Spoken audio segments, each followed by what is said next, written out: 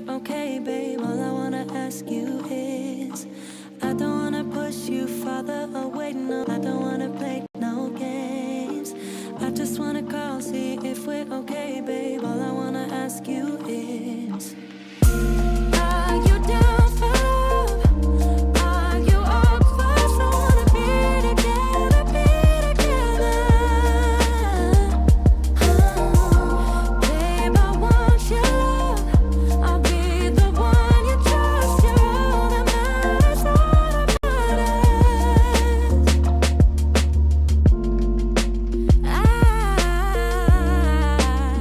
I got feelings about you.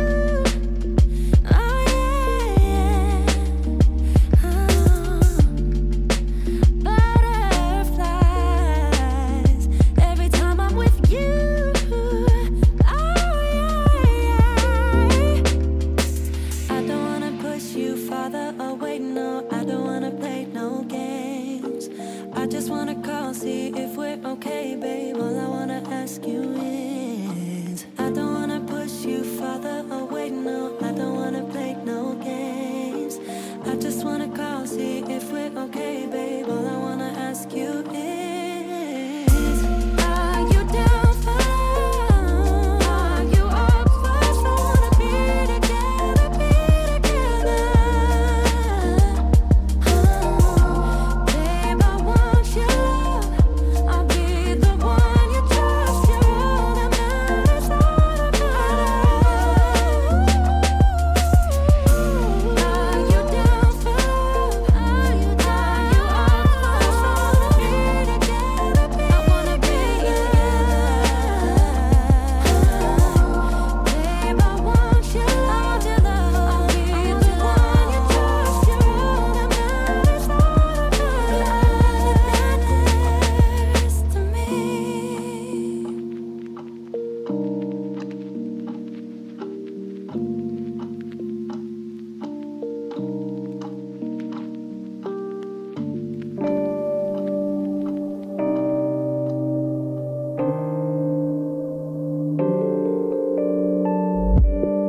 Issues, I know I got issues. Hate you, then I miss you again.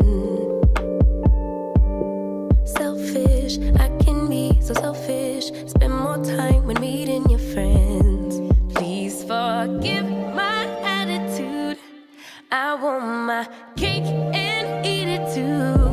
But a little grace would be enough for me to prove that, baby, you the remedy. You're my mirror, I could finally see, bringing out the best in me. Yeah, I don't want no problems, but I know I got a lot of work to do. Baby, I'm not perfect, but I know I'm worth it, working out my issues with you, with you. Crutches, I be holding crutches, can't let go of any mistakes. Distant, sometimes I get distant, stay away as long as it takes. Forgive my attitude, I need my cake and eat it too. But a little time will be enough for me to prove that, baby, you the remedy. You're my mirror, I could finally see, bringing out the best in me. Yeah, I don't want no problems, but I know I got a lot of work to do. Baby, I'm not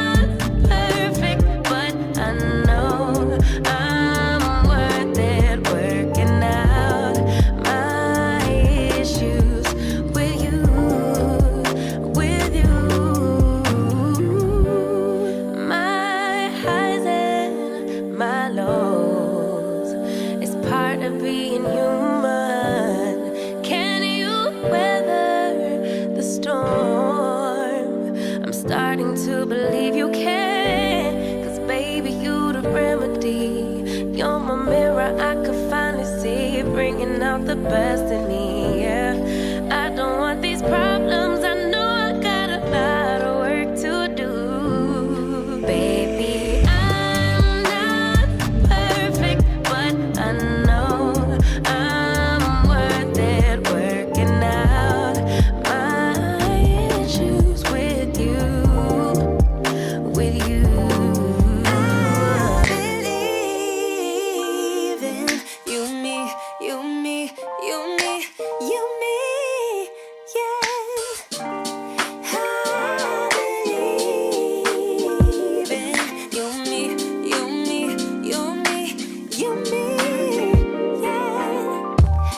For a lifetime underneath the moonlight, 'cause I don't want us to go. No, I don't want us to go. Yeah, you could be my lifeline, you could be my sunshine in a world so full of pain. Can you make it go away? It used to be so sad that love was lost, but now it's here to stay. Yeah, I used to be uncomfortable, but look at me today. Never thought I'd find someone like you, someone to show the way. But now I know you're the answer to my prayer. You and me must be right. Something's in the air, I can feel it now. You and me must do something right. We can't get enough of us. You and me every night, aiming for the stars with the love so bright. You and me must do something right. Baby, I believe in us. I believe in you and me, you and me, you and me, you and me, yeah. I believe in you and me, you and me, you and me, you and me, yeah. I'm sorry for the burden, sorry I was hurting, but my scars are almost healed. Yeah, my scars are almost healed. Yeah, I'm feeling like a child now. Everything's alright now, and it's all because of you. You made the flower in me bloom. Used to be afraid of everything, but now there's no more fear. Yeah, I used to let nobody in and hide my face with tears. Always thought of you as someone who can love someone like me, but I was wrong. Baby, now I believe. You and me must be right. Something's in the air, I can feel it now. You and me must do something right. We can't get enough of us. You and me every night, aiming for the stars with the love so bright. You and me must do something right. Baby, I believe in us. I believe in you and me, you and me, you and me, you and me, yeah. I believe in you and me, you and me, you and me, you and me, yeah. You and me must be right. Something's in the air, I can feel it now. You and me must do something right. We can't get enough of us. You and me every night, aiming for the stars with the love so bright. You and me must do something right. Baby, I believe in us. I believe in you and me, you and me, you and me, you and me, yeah. I believe in you and me, you and me, you and me, you and me, yeah.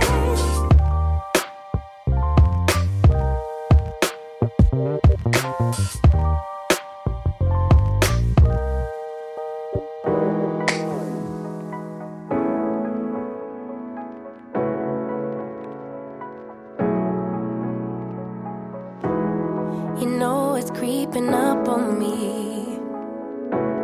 This frostbite gets deep into my bloodstream. Just trying to make the most of it. Babe, I miss your body. You make some kind of fire within me.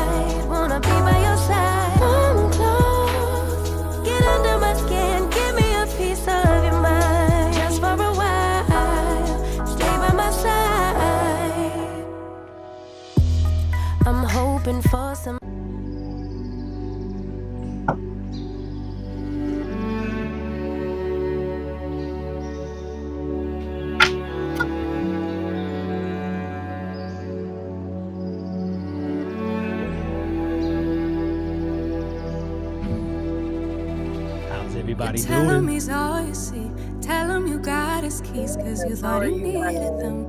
But he's not coming back again. So he's gone, leaving then. You won't see him again. It was convenient, but you won't be staying friends. And you know that, sweetie, you know that. Think you knew it before, but you just ignored that. So now you won't take backs, but there's no refunds here. So you sorta hurt, it makes you see clear. But you were just lost. But now you're found, and you realize he wasn't at all like what you created. I think there's a pause camera option, Cheryl. I don't know. I've never logged in from where you guys are. There's no way to turn your camera off. No, just move on. Good, y'all too pretty. We need to see all y'all. You so green. Swept up in the moment, sitting in his car. But you know he won't take you far. And you know that, sweetie, you know that. Think you knew it before, but you just ignored that. So now you won't take backs, but there's no refunds here. So you sorta hurt, it makes you see clear. You were just lost. But now you found, and you realize he wasn't at all like what you created in your mind. It wasn't even nice. You wasted all your time. You didn't even like him in real life. Real life. Talking about that. Coach is here. What up, Coach? Holding on cause it just feels nice. What's Let's up? get back to real life. Real life. Talking about that real life. Holding on cause it just feels nice. But let's get back to real life.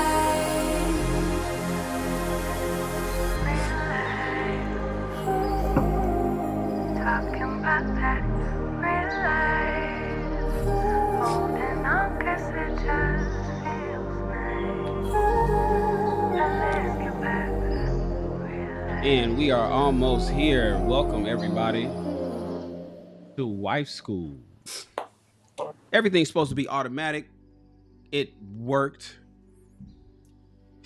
How is everybody doing? Welcome to another episode of Wife School. Students, I wrote a whole script, everybody. Listen to this. Tell me this is not cool. I'm gonna memorize it eventually, right? This is only our third episode, but eventually I'm gonna memorize this. I say, students, welcome to class. You have now entered the main lecture hall in the Department of Hard Knocks at the University of Shannon Rawls. Please have a seat, take out a pen and paper, and prepare to take notes. There's a lot to learn tonight. My name is Professor Shannon, and I'd like to introduce you to our esteemed and highly knowledgeable faculty. And then boom, that was dope, right? Y'all can't tell me that wasn't dope. I know that was dope. I know that was dope. That was cool. We have everybody give a round of applause we have Professor Danny in the house. We have Professor Cheryl in the house. We have Professor Lady K in the house. We have Professor Aisha in the house. We have Professor Deanna in the house. We have Professor Happy in the house. And we have my man, Professor Kosher Clinician in the house. My name is Mr. Shannon, and we are here to give you guys a little game on how to be a wife. The argument these days is women do not know how or have not been taught how to be a proper wife. Men do not know how or have not been taught how to be a proper husband. And so now we have a panel of 6 women that is giving the ladies the game on what they need to know if being a wife is their goal. I appreciate you guys being here. How'd you guys do this past week? Everybody had a good weekend? Yeah. Yes. Productive. It's a good weekend. I guess the question is, what's popping this weekend? Who's Because I mean, it's is it Labor? Is it Memorial? No, it's not Memorial Day. It's Labor Day weekend, right? Labor Day. Labor Day. And it's Yeah. hot as hell. You know, it's a heat wave in LA. It's a heat wave. It was 104 yesterday. It's 101 Oh, today. It still is Yeah. nothing like And they Vegas. said you can't get into the beach water. Yeah, they Still said doesn't don't touch get into the Vegas. beach water in LA County. You didn't see that? You why? Yeah, because bacteria or something. You know, it's always something nasty going on in the waters in LA. I don't know. It was so a you report. they won't let you swim? No, they'll let you. You can go in there at your own risk. They just advise against Oh, it. I'm thinking, okay. What's the It's weather like in always Chicago? nasty Happy? in some beach water though. It's just What's the the risk weather? you take. What's the weather like in Chicago? Happy? It's bipolar as per usual. So it was like raining a little bit earlier this week, and today it was pretty hot. But I know that next week it could be Christmas, so we just keep our eyes open out here. Yeah, stay ready. Gotta keep at least 5 changes of clothes in the car. Never know what may happen. I know that's But it's right. cool. It's cool. All right, all right. And how is it in Danielle? You're in New York, right? I am for Fashion What you Week. doing? What's going on in New York? The weather is it's high 80s. It's not too bad. I thought it was gonna be way hotter. I'm glad I left LA right when it got hot. So that 100-degree weather sounds horrible. But yeah, it's no higher than the 80s over here. Why are you in New York though? What's going on out there? I'm walking in Fashion Week in New Yeah. York for Ralph Yes, Lauren. girl. Yeah, Okay. so Oh, girl. I'm out here doing that and picking up some other jobs, commercials and stuff. I landed a Starbucks commercial on the 12th, so I'm excited about that. Right. Thank Get that Thank national. Oh, that's the you. big. Oh, you getting that big money. You're not doing that indie shit. You getting that big dog. You getting that That's some corporate. national Okay. political. Get them Big checks. corporate funds, girl. Deanna, where are you again? Memphis. Deanna, we haven't. Okay, for those that don't know, Deanna's been with us from the very beginning. But we had some technical difficulties. Deanna's worked that out, and now she's here in high definition with a great internet connection, dope camera. Yay. Deanna, give us a little. Tell us a little bit about you. Where you from? Your Okay. backstory. I am Deanna Clark. I'm from Memphis, Tennessee. I'm 37. I'm a mother of 2. I am a divorcee. Was married for 8 years. I actually design dance costumes for dance teams, and I also sing in a corporate party band. We travel around doing corporate events, festivals, and stuff. I actually have a festival that I'm doing in Johnson City, Tennessee next Saturday. So that's pretty much what I do. And I do podcasting. I have a podcast called Bitch Let Me Tell You What Happened. And I'm getting ready to start back up this month. So be looking out for that. I'll probably come back with more details later. And I'm excited about tonight's conversation. Okay. Yes. All right. Now listen, you guys. I need you guys to send me all the artwork for anything that you guys got going on, because now that I'm on this system instead of the other one, I'm going to run your commercials. I'm going to run your logos. I'm going to run links to your podcasts, and I'm going to run links to your websites. So I know Professor Okay. Danny has a clothing line. She has a lingerie line, a lingerie and swimwear line. I know that Professor Lady K has a brand that's getting ready to explode. And Professor Deanna, I didn't know that you had I knew you had a podcast, and I've seen you on lots of other podcasts. That's why I kind of like found you, and I've listened to you on Clubhouse, and so you got a lot of game, but I didn't know that you had your own podcast. So I need the Yeah. logos to that stuff. Cheryl, are you still doing Mingle and Okay. Play, Cheryl? Yeah, we have an event this month. That's what's up. So I need all of y'all logos so we can run those on the bumpers of every one of these shows and put it in the description of the chat. Professor Kosher Clinician, what's up, big dog? What's up, brother? What's going on, man? Fire for your mind, dog. What's going on?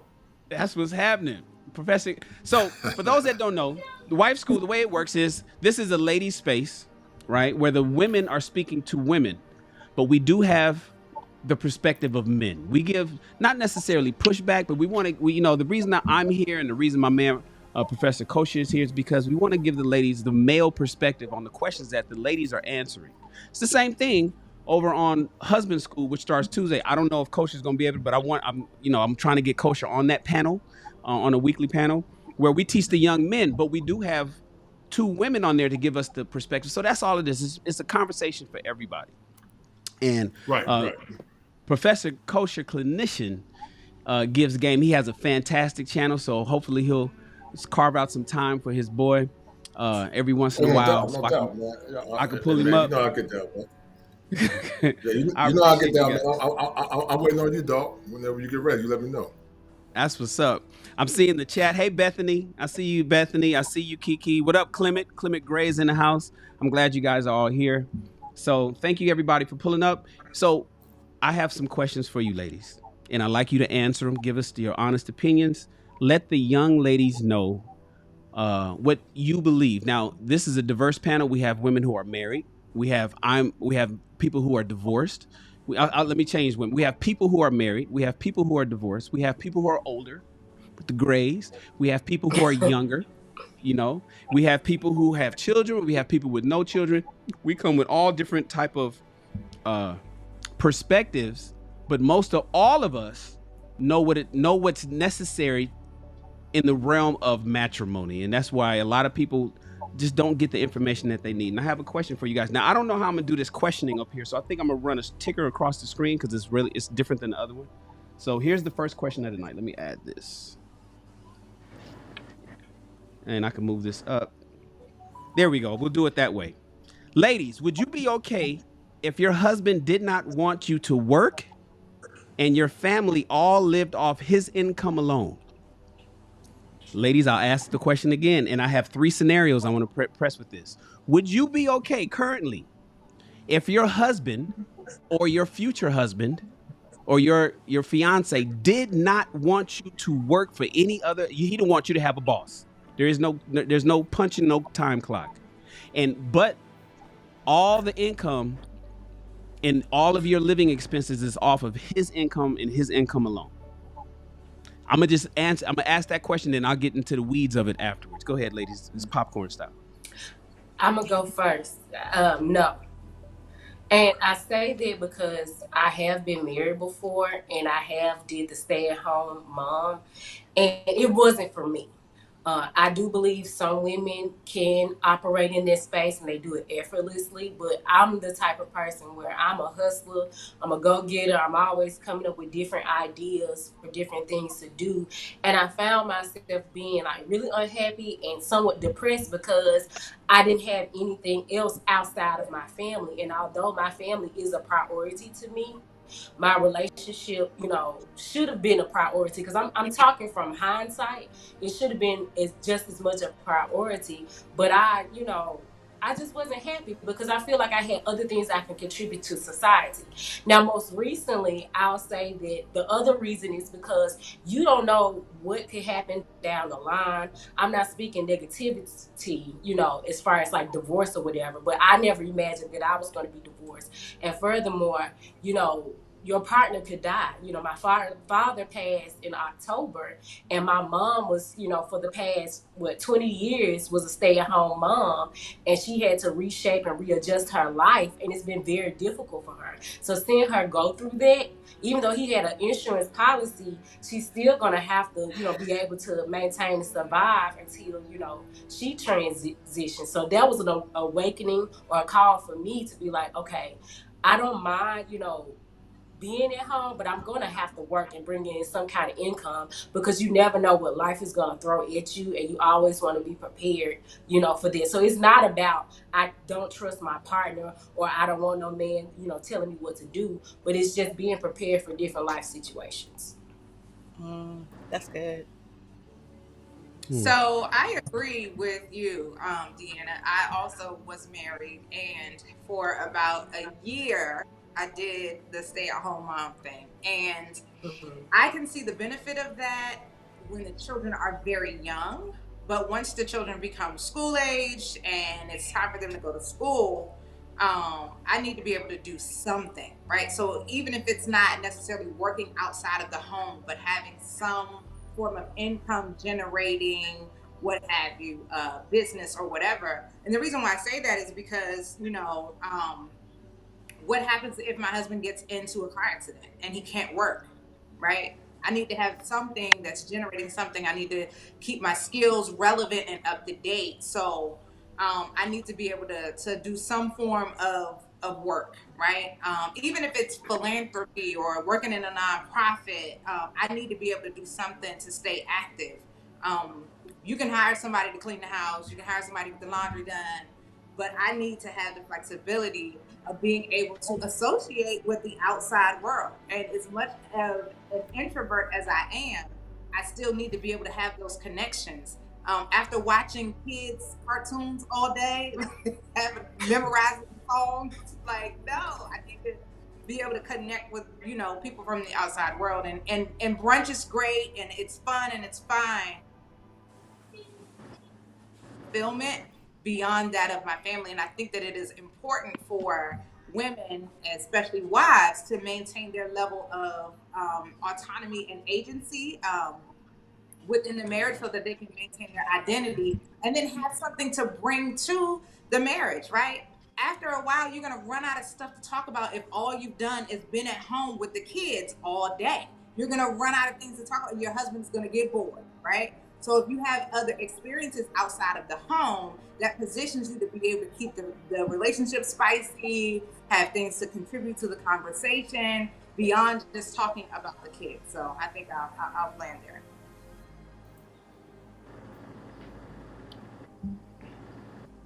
What do you think, Happy? I don't know. I feel that why? And it's not that I wouldn't do it.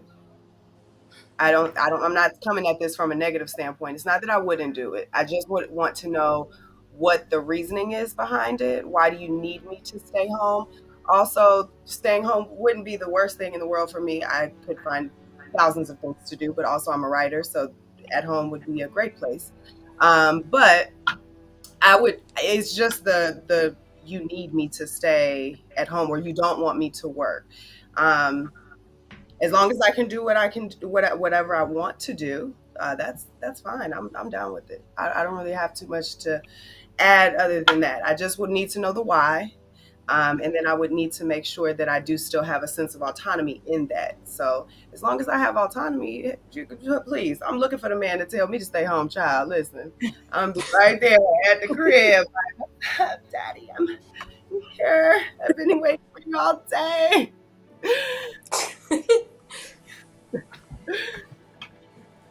Yeah, I think for me, I feel kind of the same as you, Professor Happy. I feel like I don't necessarily mind it. I think I made a joke the other week. There was a one of those that meme of the little girl getting out the car. She's really excited to be going to school or something. She's bye.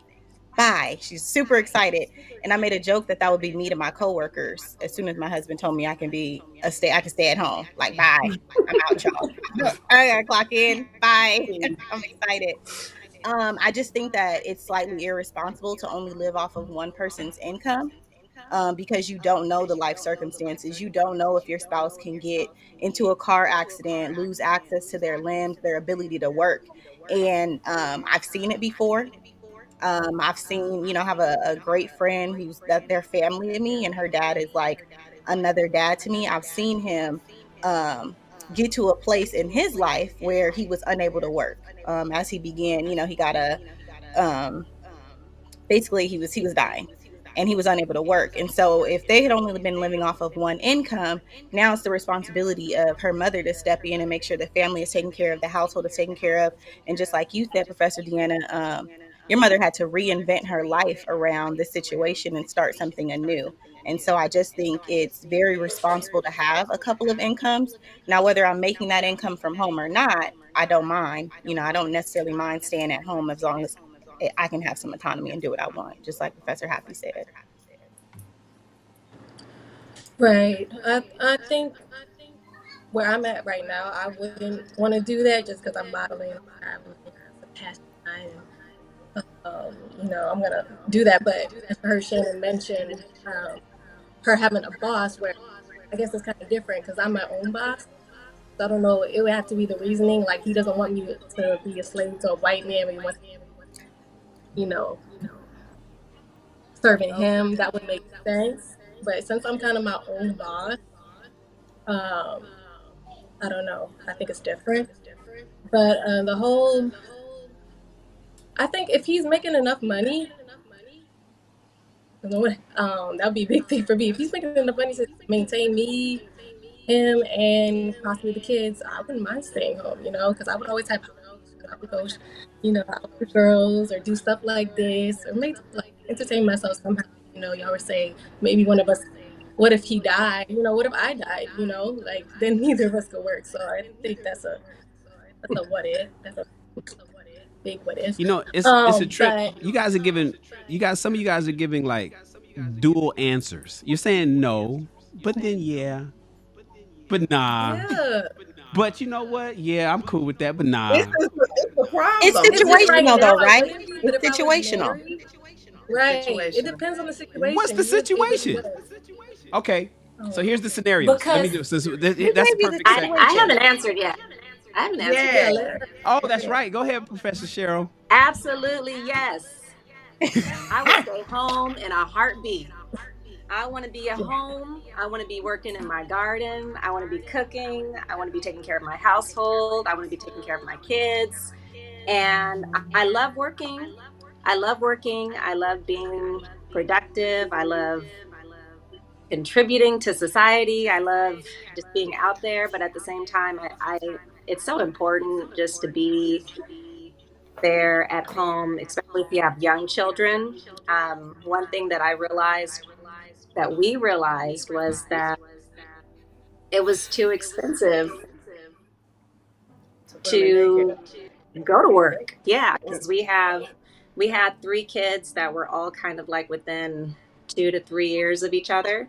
So it was just, the quality of daycare that we wanted, of childcare that we wanted, it was just going to be too expensive. And so when you calculated gas, time, I was breastfeeding, it was just a lot. And so I was happy to stay home. But then at the same point, I was also working, I had my own business.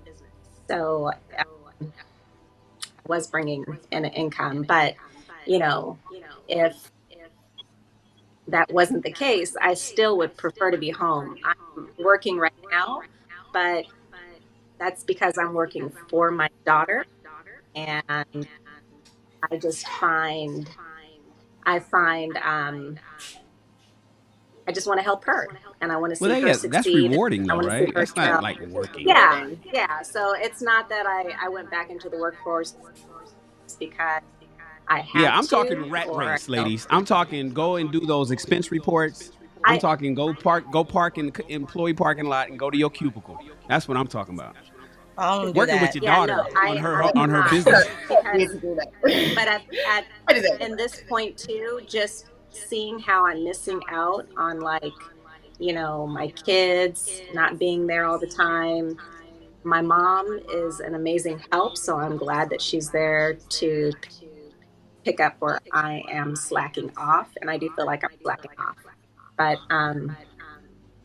I just wish I could be there more, especially since for the past several years I was, oh gosh, like 10, 11 years, I was home and I was always accessible to them, and so the change has been pretty difficult for me. I would love to be there for them 24/7, but that's, Yeah, kosher. I just found a lot of pleasure in taking care of my home and my children If we had to give the young lady some and advice, my kosher, garden. Okay. Yes, the when garden. we have a mixed bag up here, kosher. We have Yeah, some it's that it's, say it's a absolutely yeah. no, and we Right, have right, some that right, right, saying absolutely yes. I would love right, to right. stay home. Um, what are your thoughts, kosher, on Well, listen.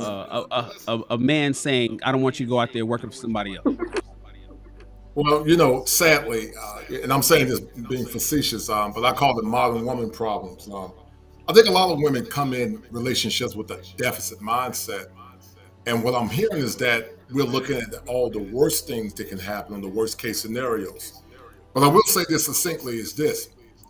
When a man is serious about his woman, he's going to make sure she's going to be taken care of, which means if something does happen to him, in the event that death might happen, he's going to have $1 million life insurance policy. We get it. And if men understand women, men understand that women by nature are very insular, meaning they're survivalists by nature. But when you come in with a deficit mindset, you're looking at the worst thing that can happen instead of embracing things for what it is. And so relationships is about, especially marriage, is about serving and honoring your man if you're looking from a traditional perspective. But a lot of relationships now, people want to be egalitarian mixed in with traditionalism and all that. I would say you got to define what you're looking for. Are you a traditional woman living in a modern time, or are you more or less a neo-contemporary woman that wants some traditional trappings? But the thing that I hear many times, Shannon, sadly, is that many come in with a deficit mindset, and I'll get it to some degree because you want to make sure that if anything happened to your husband, that you're going to be fine. But I'm speaking for myself. A righteous man is going to make sure his woman is taken care of. $1 million life insurance policy. If she's using her time for the expense of the family, then she's going to do everything in her power to make sure that the kids and also her man is taken care of as well. But one of the things I see, my sister passed this year of ovarian cancer, and she was well accomplished. She had over $500,000 home. She had a Range Rover. None of that stuff matters on your deathbed. As a licensed therapist, we talk about something called ego integrity versus despair. On your deathbed, your degrees won't matter, your accomplishments won't matter, your home won't matter. The only thing that's going to matter on your deathbed is your family. So, but we tend to prioritize the things that are not vital to our long-term sustainability, Shannon, in my opinion. So I do respect the lady's position, but I say if you want a traditional man, a traditional relationship, your priority should be your family, with the understanding after you properly vetted that man, ask yourself the question, can he provide for me? And if he can, then you move forward. But I don't think it's a deficit mindset. Well, I mean, that's your opinion. I respect your Mindset opinion, but just I preparing think for it's a life. deficit Like, mindset. it sounds good that your husband can have $1 million life insurance policy, or your man will be able to take care of you. But that's not the reality that a lot of us are living. It takes two incomes, sometimes three incomes, to take care of two people, let alone a family.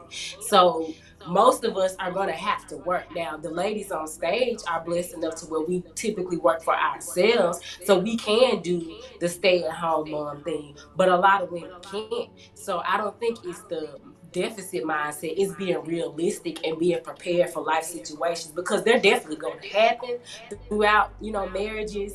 And ideally you want to stay at home and you want to take care of the family, but unfortunately it's not as realistic as we want it to be. So I mean, that's maybe something we have to agree to disagree on, but I don't believe That's it's fine. That's answer. fine. I respect your position. I respect your position. My logic is this: it depends on your demographic where you live at, but also it depends on if you're living beneath your means. We say when I hear women say, "I'm gonna hire people to do X, Y, Z," that can be my woman, because if I'm gonna be the leader of my house, we're not gonna be wasting money hiring people to do things. That won't work for me as the leader. Uh, if you can do it, you do it. I'm gonna make sure I take care of everything on the back end. In certain demographics, you're right, ma'am. It does take two people to work. But however, in certain regions of the Southeast, it don't. If you manage your money right, if you know how to spend your money wisely, you can live on one income in certain regions. It does not apply everywhere, but it just depends on how you live. You're living beneath your means, and if you have a strong fiscal plan, with how to move forward. But yeah, I don't believe in wasting money. Like I'm a white collar professional. I'm a licensed therapist, but I still cut my grass. I still change my oil. I still wash my cars. But I'm old school traditional. Now I know everybody's not like me.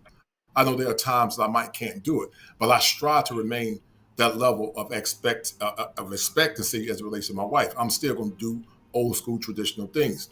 Me being a white collar professional does not supersede my responsibility as a provider and a man. So yeah, I would have a problem with saying we're gonna hire chefs, we're gonna hire. Not if you my woman, you're not doing that. But that's me. That's me. Can I say this really quick? You I say he think not I think wasting women. it's no money. okay to live Coaches off say of I one ain't wasting income. no money.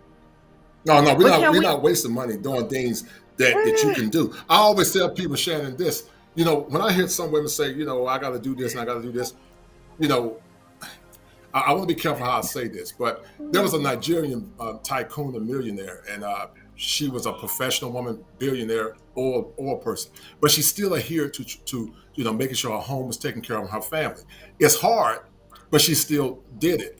And so, but what I hear a lot of times with some modern women, not all, they still want the benefits of traditionalism when it benefits them while they remain modern. And that's why I say it comes off as a deficit mindset because you come in already looking at things to fail to some degree. I'm not against the logic of what some of the ladies are saying, but it's always taking worst case scenarios, still looking at all possible outcomes. And I think that's a problem if you're dealing with a traditional man. We're not talking about neo-traditional, neo-contemporary. Uh, if you're talking about a traditional man in my mind, in my estimation. I'm sorry. Go ahead. No, I agree, but I it's just just want hard to say real quick, I think it's okay to live off of one income as long as we have more than one income. Like living off of it is cool. Like yes, Right. absolutely. You take your money and you spend, you do that. But I don't think it's wise to just have one income for anybody's family. I can't even have one income for my own self and my son. Just this in this household. Like it just can't be just one. I have to have multiple streams. So I think it's okay to live off of one, but I think that we have to, like, in today's society, there should always be more than one source of stream of income coming into one household.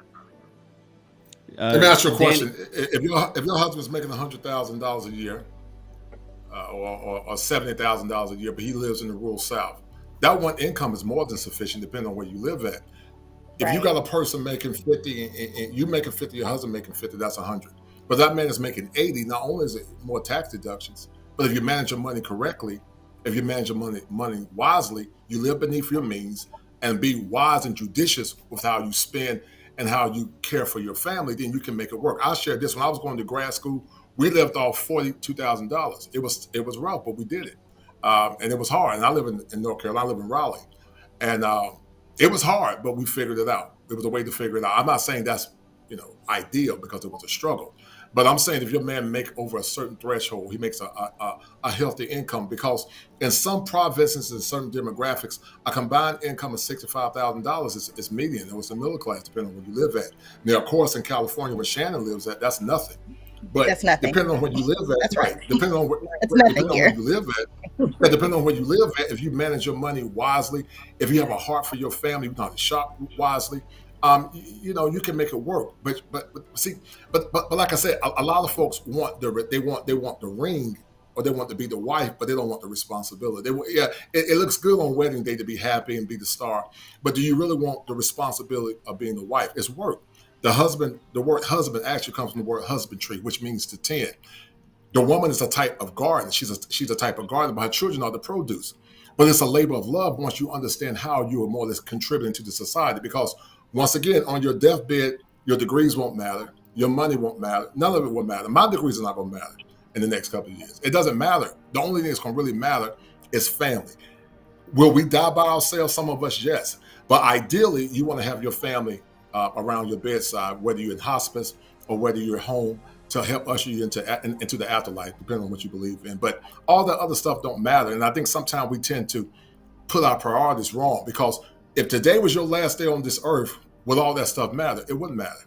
What would matter to you mostly is, number one, making sure your family is okay and making sure you're right with your creator. And that's why I say that if my woman's going to be home, she's going to be well taken care of. I'm going to make sure I got $1 million or $500,000 life insurance policy.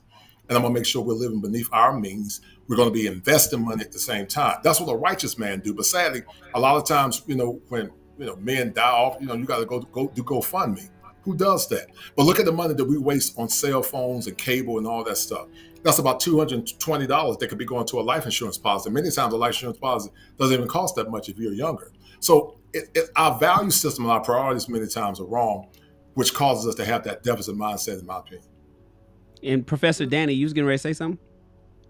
Yeah, because I was going to respond to Professor Kosher. Can y'all hear me okay? Loud and clear.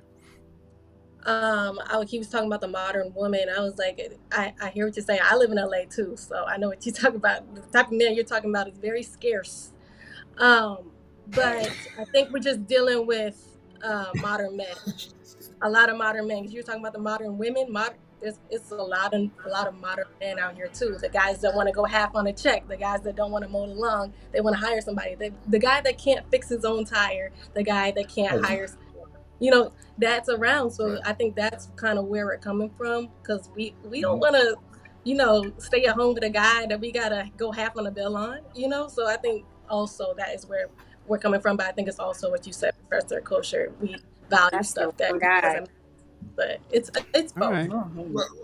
Well, the sad thing is this: neither the men or the women are traditional, to say the least. When you live in a society where we're devoid of seeing fathers in the home, like I'm old school. I'm old school traditional. I was raised in the South. I'm old school. My mom and dad are still married, and I'm just old school. But yeah, yeah.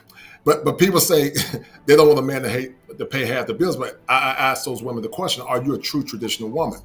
Because see, where I'm from, 100% traditional women got all bills paid, and that's another how can I say, another conversation I don't want to get into. But I do want to. We ain't got enough time for Me that and one, Shannon, Coach. me and Shannon, we were talking That's about gonna be on about husband that school, one in Georgia. culture. That's a Yeah, husband school topic. Yeah, that's something you got to teach we were the talking about men, that in because they be Georgia. talking about, can you go half on the rent? No, no. On the rent. My Yeah, husband's check takes care of all of our stuff, and then mine right, goes to right. savings. Like that's Right. yeah. What every man has his own mission statement and program, and I respect. I'm happy for you and your husband, but like I said, yeah. Men right now. I'm going to be in a movie called Frustrated 3 with Al Grease. It's coming up, and of course, you ladies know that a lot of men are traveling abroad. They're looking for old school traditional women, Somebody else. and say it again. Say it again. What's up, Hi. Mike? You joined in. Yeah, they're looking for old school traditional women, man, and so like I said, you got a percentage of women that say, okay, they don't want a man to go half and half, but are you a true traditional woman? And I'll leave it at that. I'll leave it at that. I'll leave it at that. So, real quick, and I think we can round this out. Wait, Kelly, Kinda is low. your volume turned down? A little, yeah, because the reverb. Can you hear me better? No, it's like something we. It was perfect, but I mean, we hear you, but we don't hear you. Hold on, let me see something. I think it's on mute. You're not I on mute, can are you, hear And we it. Kelly? can hear it. It's just low. It's just real low. It sounds like it's something over your mic. No, everything is the same. Nothing changed. Did you? You didn't touch nothing. All you did was mute your mic, right? And Shannon, let me ask you a question, man. How can how can I be an avatar, man? I gotta check something out real quick. Just We can't hold figure it on. out. I think Okay. I can do it. Hold on. Yeah, make me an avatar, man. I'm about to get some grub in there. All right, go ahead. All right. Kelly, do me a favor. Log out and log back in. There you go.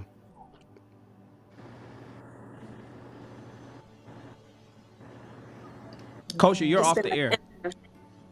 Okay. in the comment section, there was someone mentioned Proverbs 31 woman. And one thing about the Proverbs 31 woman is that she actually had help. She had servants that were helping while she was out accomplishing all the things that she was doing. She had like multiple businesses, she had multiple investments, and she woke up early in the morning to prepare food for her household. So just touching on what Professor Kosher said, I think it is important to reach out for help in the sense where it can help you accomplish more goals that you're seeking. Is that echoing to you guys? Yeah, it's Yeah, coming from hear Kelly. it. Kelly, go ahead. Can y'all hear me now? Loud and Yes. clear. Oh, okay, great. So this idea that I have to choose between being fully traditional or fully modern, it just doesn't resonate with me. I think that they're like living in 2022, going into 2023, there is a possibility to be, as he has coined, neo traditional, neo modern. I'm not familiar with those terms. And I don't think that there's anything wrong with desiring to have some form of an occupation, whether it is outside of the home or within the home. And I think that, you know, depending on who you're married to, there should just be a happy medium. You all should find out what works for you guys in your marriage and then move accordingly.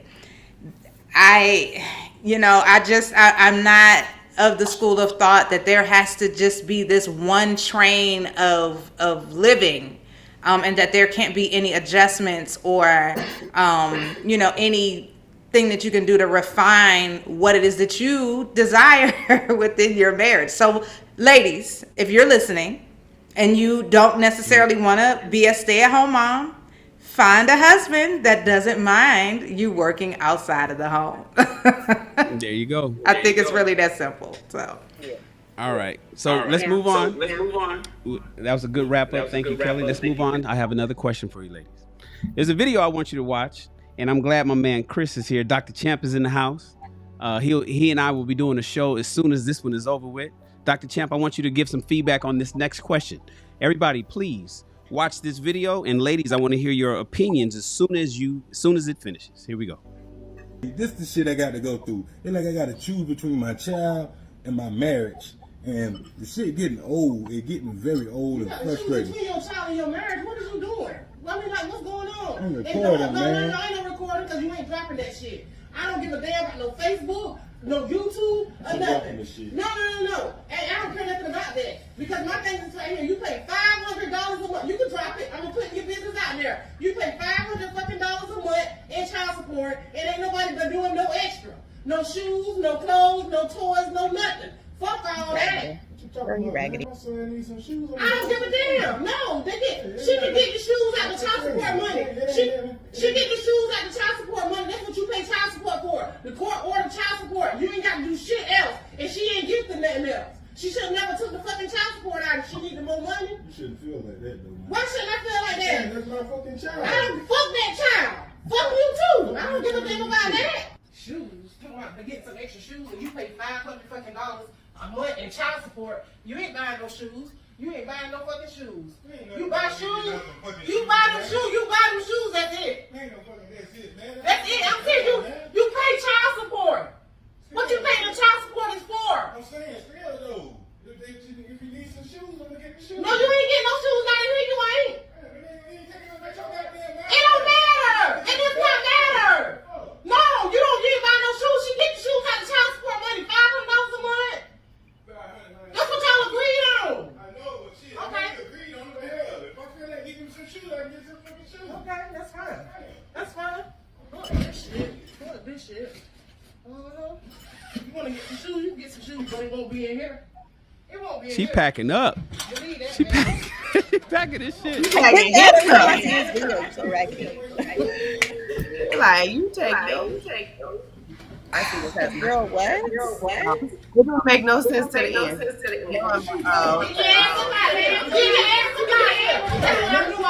Get out, girl. You get out.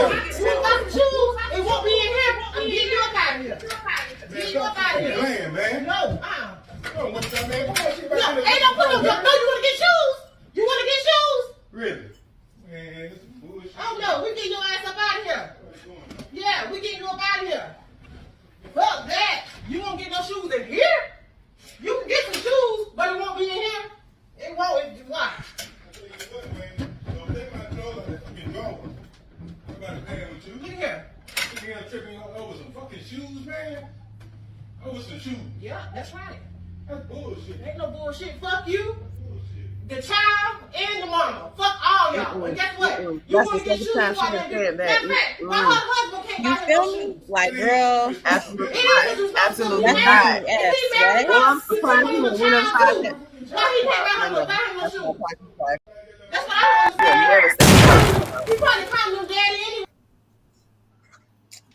She not done yet? Foxy. Because I'm tired. Fuck my child. As soon as you said that, girl, sis, As soon as you listen, you gotta go. baby, You gotta baby, go. we ain't got nothing Because else to my talk thing is about. the You ain't child got, was here we will first. never talk again. You'll never speak to me ever again. Fuck Well, my listen. child. Here's a question, That ladies. baby was here first. Here's a question.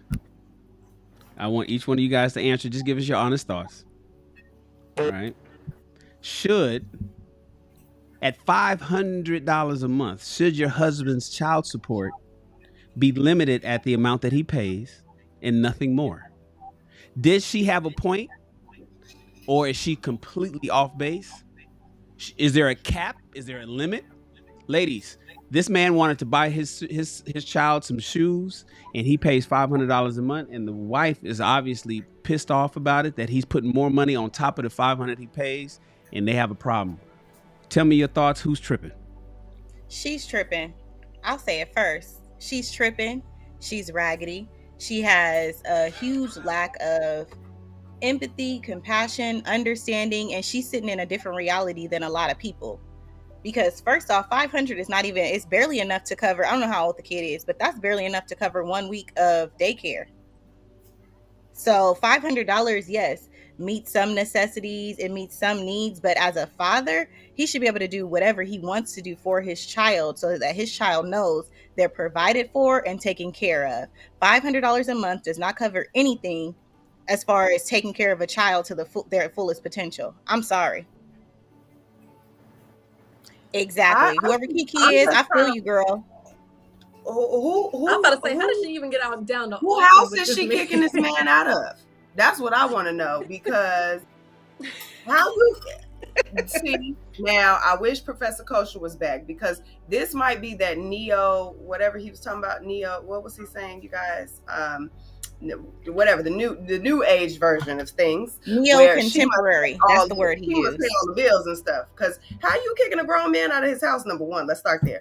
Number two, you will never in your life be in a relationship with me and say fuck my child. Child, you got way more problems than these shoes if you ever let that come out your mouth. There's no respect. So they have more problems than this little pair of shoes.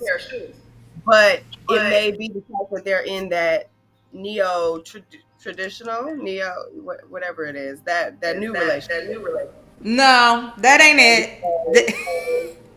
I don't know. She is controlling. That's what that is. She is controlling, and perhaps she does not have a good relationship with the child's mother.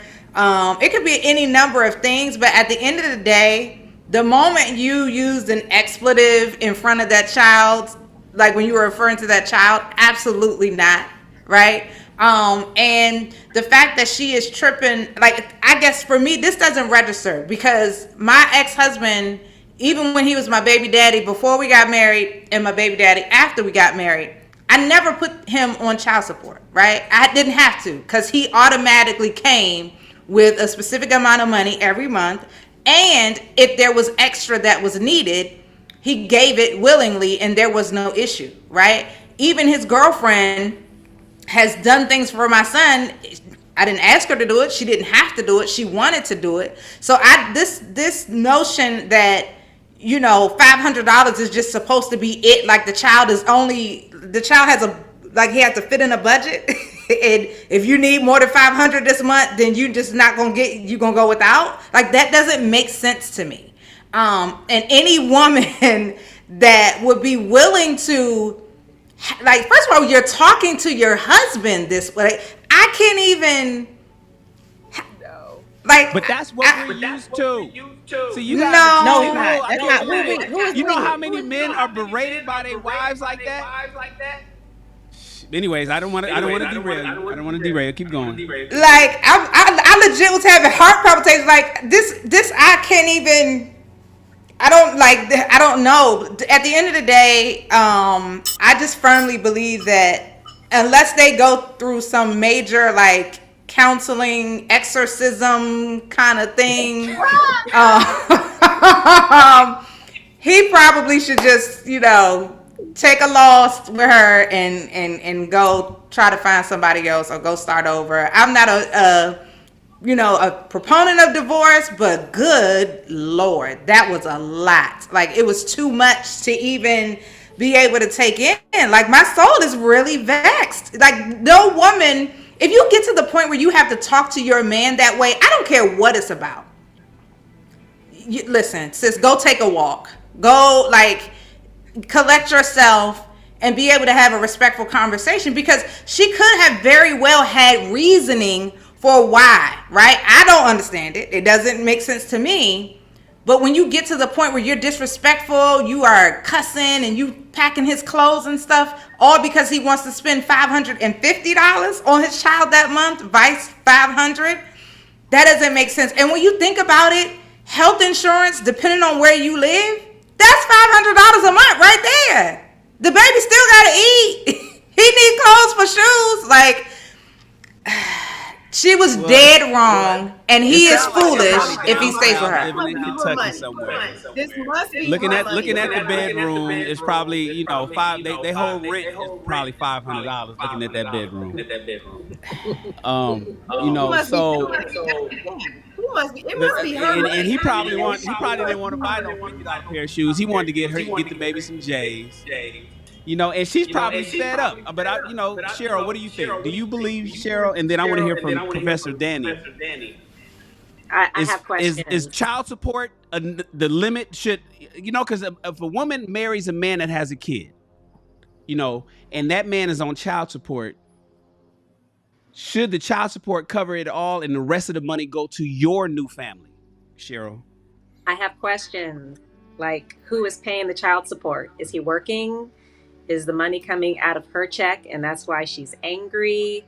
Are they strapped financially? Did they have their car repossessed? Or are they behind on their rent? Like, what's going on to cause that amount of anger?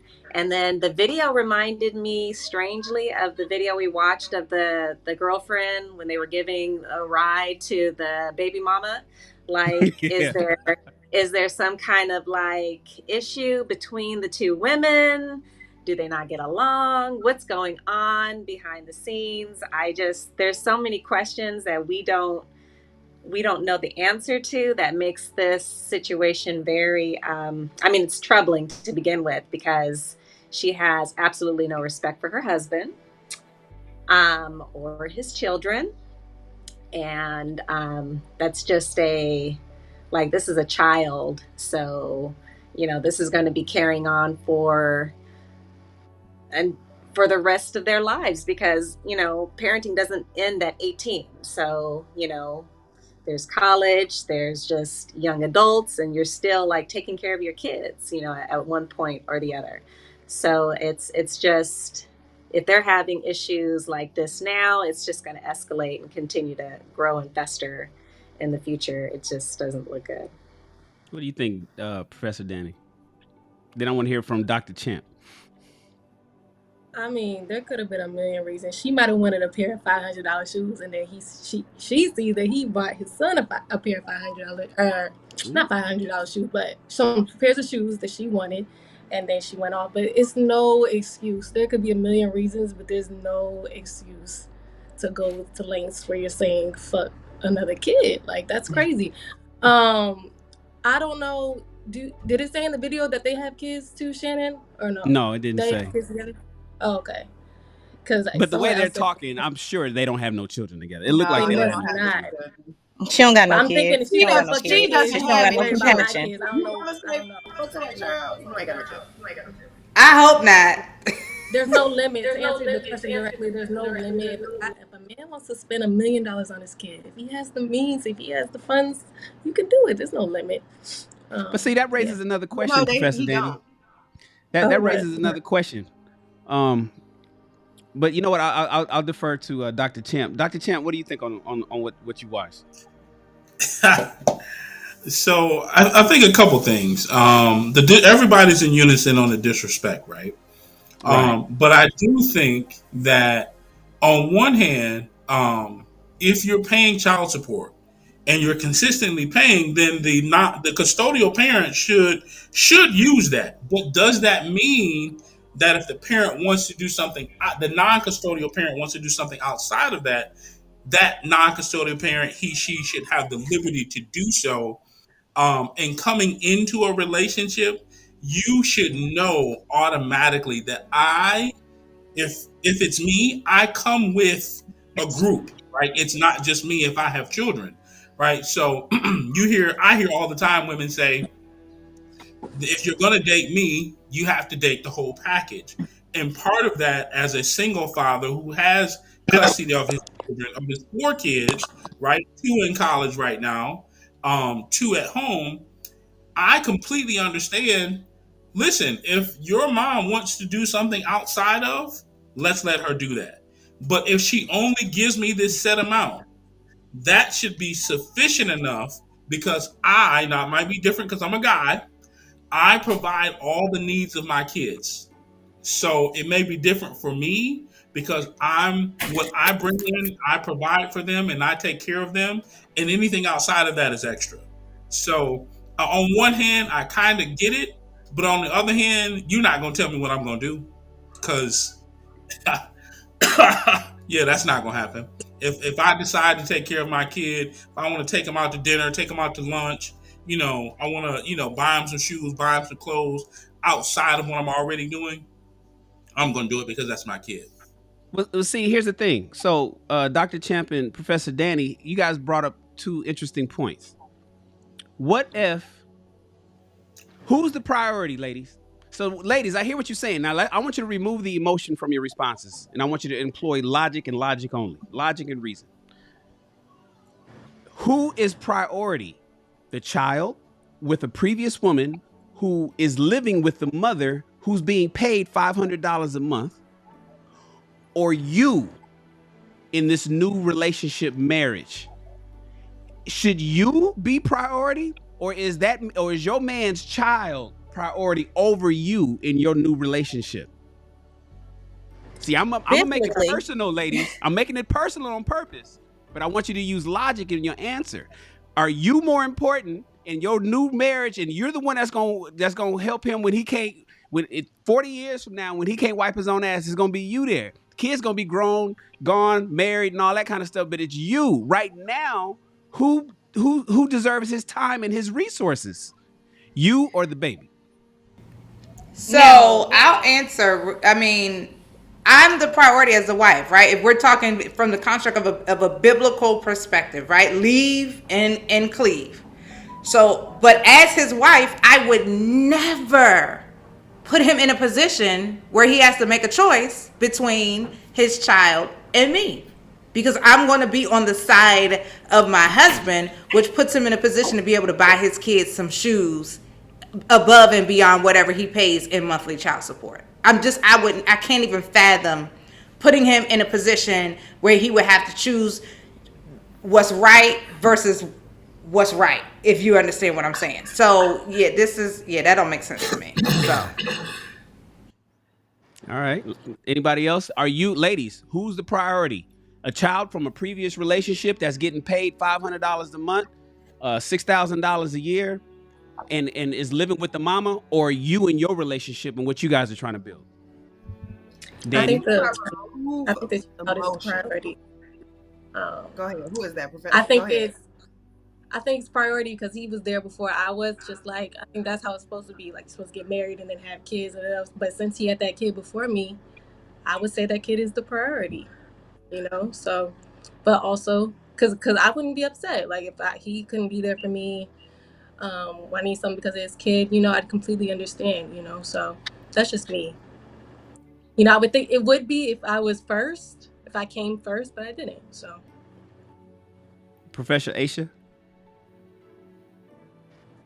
I think if I'm looking at it biblically, it goes God, your spouse, and your children, right? And I think that if you have a respect for your spouse, if you have a respect for family and what a family unit looks like, whether it's a traditional family unit or not, yes, you are a priority, but you have to have respect for those children as well. Whether you just do. I can't even imagine disrespecting a child or making a child feel less than, or making them feel like they're not, they don't deserve certain things because, oh, well, I'm not with your daddy, so you can't get that. That doesn't even make sense to me.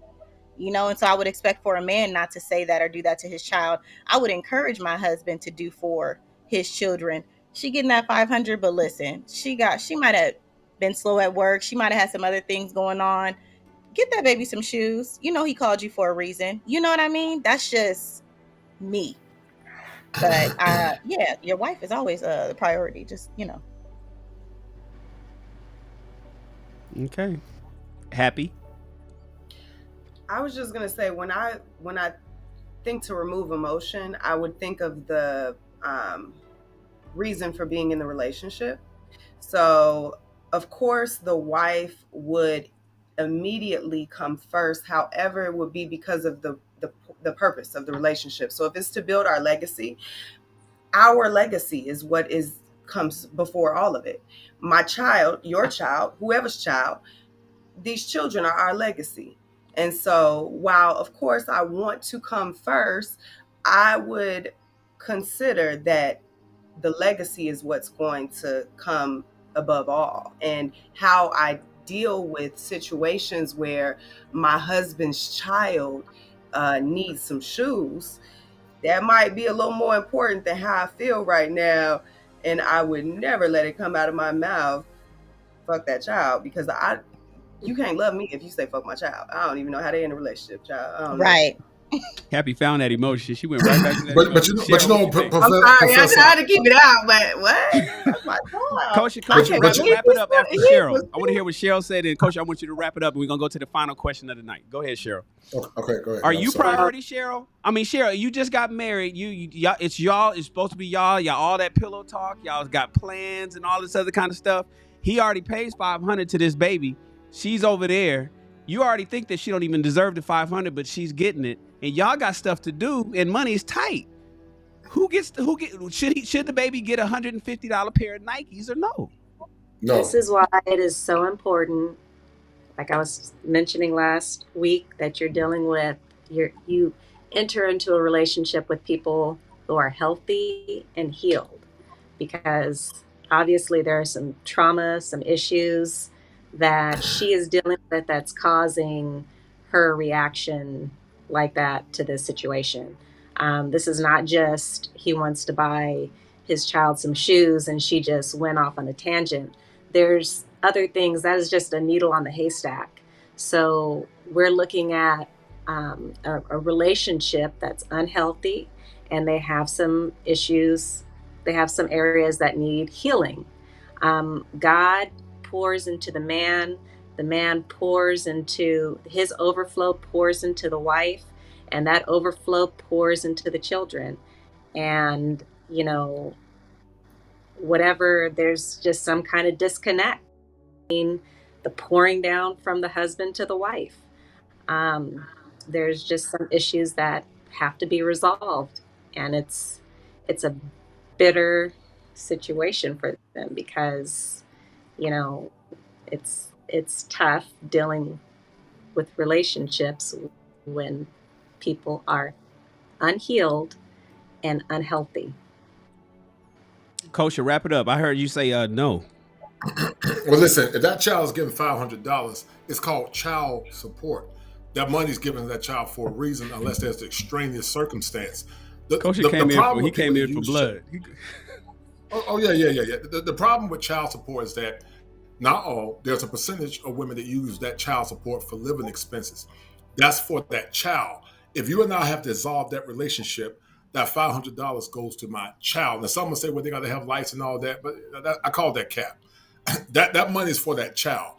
If you use money correctly, you'll know how to stretch money. I've been able to do it. But when you're using that money to get your hair done, your nails done, the other goofy stuff, you're taking money away from that baby. So if I'm giving you $500 a month, don't come calling me asking for no Jordans. It's not going to happen. And if you do, you got to give me a justifiable reason, because some people, some women, not all, they abuse it. Now, there's one thing to have men that don't give anything to their child. Shame on them. Man, don't take care of their kids. Shame on them. But a man that's being very expeditious in his journey, he's spending his money, his resources. he got a life as well, and it's hard to keep giving money for crazy stuff if that mother's not appropriating that money correctly as it relates to her child. That's why it's called child support, not spouse support, but child support. It's for the baby, it's for the kid, it's for the son, it's for the girl. Make sure my child is taken care of. You're no longer my issue. My issue is my child, and that should be the focus, in my opinion. So this sound like Professor Yeah. Coach is on the side of the woman in the video. Now, aside from her, her going off and saying all that bullshit, Coach is basically saying you get 500. You're getting $500 a month, and you got to buy some shoes on top of that. What'd you do with the Right. 500? Now, Right. I can see that, and I have seen that. I have seen where women have a child and they want to abuse the money. They send their child over to the dad's house, and that child doesn't have no clean underwear, no socks, no clothes Right. that fit, no shoes that fit. And you're wondering, well, what happened to the money that we gave you when this baby's basic needs are not even being met? Then we have a Right. problem giving you extra money because you're not even meeting our child's basic needs. You're not using this money responsibly there's not one of us on here that feel the way that we feel that would deprive our children of basic needs like underwear and socks and clothing that fits and things like that. We wouldn't do that. But there are women who do. I've seen it before. I've experienced it. I've been on the stepmom side and been like, oh wow, we have to take care of him. We have to provide all of these things for him. And now we're wondering, why do you even get child support if you're not going to take care of this child? That's when I see it as a problem. But I feel like her reaction. Then they would be on the same side. You know what I'm saying? If she was constantly misappropriating the money that he was giving her, he wouldn't even want to buy the child no shoes. It's like, well, I gave you the money already. We already took care of that. But he wants to do this. And he's saying, why is it that every time I want to buy my child something, I have to deal with this? Absolutely. Well, that sounds like a problem to me. It sounds like she does not respect you. She does not respect the child. And I don't believe the relationship can exist without respect. Absolutely. Yeah, and see, that's the thing. There was the assumption that was made that this woman was misappropriating the funds. Maybe she wasn't, right? And if you look at her reaction versus what he was saying, he literally has the desire to do so. So Happy, I agree with you, right? Like he said, the fact that every time I want to go do something extra for my child, it's a problem. That doesn't say to me that the baby mother is misappropriating the funds. It says to me that he wants to do something more for his child, right? And at the end of the day, the baby just don't get no shoes for school. Like, what are we even talking about, right? Because at the end of the day, when it boils down to it, it is the kid. Does the kid go without because the parents can't get it together? Absolutely not. That should not be the case. And any woman that stands in the way of a man who desires, how many deadbeat dads are out here that don't want to do for their kids? Anytime I see a man that wants to go above and beyond to do for his kids, I applaud that and I support that. I don't care what the situation is or the scenario that surrounds that, because there are so many men out here who don't want to do for their kids. So yeah, this was, y'all activated me tonight. You know what? There is a percentage of men that don't want to do, but I think that's far and few between. I think a lot of men have issues from Shannon in the panel. Is when if this man is doing what he's supposed to do, he's busting his ass. You see, he's a noble man, but out of vitriol and out of vengeance, you choose to put him on child support, even though he's told you, listen, I'm going to take care of my child. He said, I'm going to give you a certain amount of money a month to make sure our child is taken care of. But out of hatred or out of vengefulness or out of bitterness because that man dissolved that relationship, I'm going to put him on child support. I have an issue with the child support system for men that want to take care of their kids, but there are bitter women that more or less use displaced aggression to control that man. What it sounds like to me, what this woman is doing, is she's using her power. She's flexing on her power to try to limit that man's his rights. But see, under the old law, she grabbed the suitcase. She grabbed the suitcase and started throwing his clothes in. It was like he started packing his clothes. Right. Under the old law, the children actually went to the father under the old laws. They send them to the father. But I get so angry because some of these women, a percentage just say that's my child. No, damn it, that's our child. You don't get to dictate how I'm gonna run my child. That's my seed. You might incubate the seed, but that's my child. And that's why so many men are frustrated with laws in America. That's why they don't want to get married under the current draconian laws that we currently have here in America, because it doesn't benefit men. It's not that they don't want relationships, but they don't have equilateral justice when it comes down to a power differential as it relates to the wealth of a man. The child support system or the child support court is a money-making industry. I did a show with Carnell Smith at some point, as I am an advocate for male rights, but also I'm an advocate for families. I believe in fairness and justice as it relates to women. I think men should take care of their kids. But however, I don't believe in abuse of draconian laws that seek to subvert power from men and destroy men's lives when those men are trying. And we see that all too often, Shannon, in the panel, where, this woman no longer, that man says, I don't want you anymore. She gets in her feelings and trying to control him seeing his seed. I got a problem with that. I got a strong problem with that. And if I'm giving you damn $500 or $800 a month, that damn baby about to have some shoes. If you don't know how to appropriate that money, that child is going to suffer for that amount of time. Because see, masculine men do things based on principles. I'm not worried about your feelings. I care about principles alone, and I do things based on principle. If I say I got you, then you need to be appropriating those funds correctly. If not, well, the baby's going to have to suffer by default based on your negligence. Because $500 is more than enough, unless there was an extraneous circumstance. But once again, that money should be for that child alone. What we had is over. The focus now is to co-parent, take care of our child, and let's move forward. But don't think you're going to be getting extra money when you're mismanaging money, because 500. Some people in the South, man, that's what their rent is in the South, $500 a month. Right. So if you manage your money correctly, if you spend your money correctly, that baby will be taken care of. But sadly, many don't spend it correctly, and they flex on power to get the father back. And that's why so many men are frustrated with the draconian laws that we have here in America. All right. Well, listen, I may have to we may have to reschedule this show for a different time, because I'll be wanting to talk. We could go for 3-4 hours with these kind of topics. I'm gonna be honest with you guys.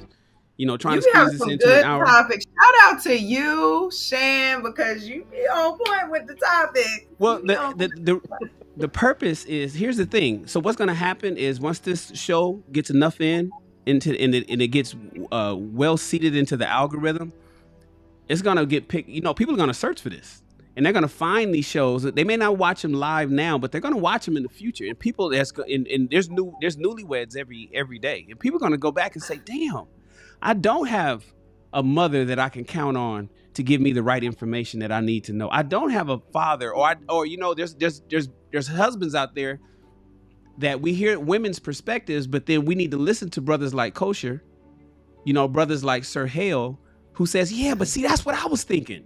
And these conversations are good. This is why last year Thanksgiving was one of the most interesting ones for the Black American families. It's going to be the same way this year. And so, ladies, you guys are giving the young ladies game stuff that they have to figure this out. They read in magazines, they trying to figure, but now they're going to just tune into YouTube and listen to Danielle and listen to Cheryl and listen to Lady K and the rest of you guys and say, damn, okay, now that's something I need to think of. And hopefully they'll spark up these conversations that a lot of people that got married didn't have before they got married.